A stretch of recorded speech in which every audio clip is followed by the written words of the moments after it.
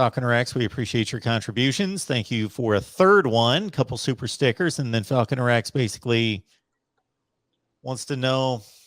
So Tyler Van Dyke is going to be exposed to a setting, an environment, an experience facing him that he hasn't faced yet. In terms of, okay, this is Texas A&M on the road, 100,000 plus, and now we know 9 it's going to be at 9 p.m. o'clock at night. Yeah. Mark, I don't even know if we played a game that late on the road. Look, all our night kickoff games were at home. NC State was at home. Virginia was at home. Pittsburgh was during the day. Tallahassee started at the day and drifted into the night. I don't think we've had a night game start. Oh, App State, but that was at home. On the road since 2020 against NC State when De'Aaron King had the game of his life and that kind of back and forth game. Yeah, we probably should play them a little more. Every time we play them, it's a really good game. Even when Philip Dorsett caught the 88-yard Hail Mary against NC State in 2012 at home for homecoming. That was a great back and forth game. I mean, Miami jumped out 21 nothing, ends up down by 4, down 31 to 35. It ends up winning 38-35.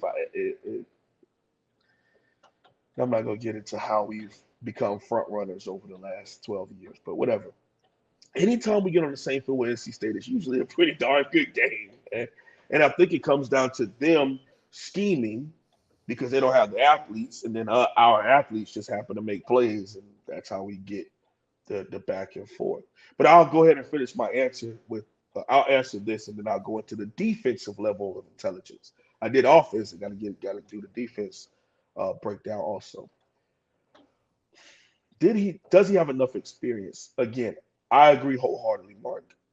No one on this team has experience, and little people in college football have experienced what it is like to go into college football, College Station, and play a night game there, and to have all the eyes at such a big out of conference game kind of early on in the season that is not a week one. It's similar to the Ohio State Oregon game that was week 3 because both teams are off of a bye. They both are 1-0 and off of a bye and then played each other. And that turned out to be a pretty close game until Oregon pulled away late in that one there.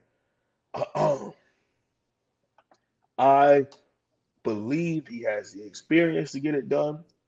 As of right now, again, I'm not scared of them by any means. I just think their program is a little bit more ahead of Miami. So I don't know if the experience will play a part as to reason of the outcome. I just think the level of players, and the level of staff cohesiveness. Uh, Coach Fisher's had some of the same guys at Texas A&M for a little minute now. Okay, and he also calls his own plays. So we would definitely have to see that, man. But what an atmosphere! I don't know if you all know much about A&M, but they have this before midnight before the game, the night before. They all go to the stadium and they all lock arms and swing back and forth and sing all kind of stuff.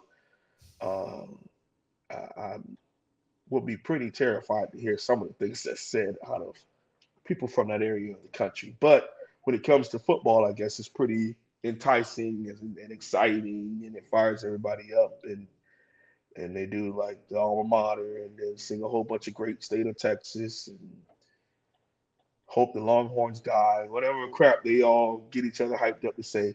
And then so their tailgating starts 12 hours before everybody else at the stadium in preparation for the big night game. So I don't know if it is in essence on the same level as like Death Valley, LSU, or the whiteout at Penn State, because those are probably, I would say those two would be number 1 and number 2 for me. as far as home field advantages. I think it's in the top five. I don't know if I could name five better as far as right now. Now, of course, Pete Carroll USC days, you didn't want to go to Trojan Stadium and play them in a night game. That's or when Notre Dame is rolling, going to play at football, Jesus is not the easiest thing either. And going into Alabama and getting a game on them, a home game on them, is not the easiest thing either. So, but I think they have a good home field advantage, and it is something to the level that no one on this roster has experienced yet. Is basically all I'm saying.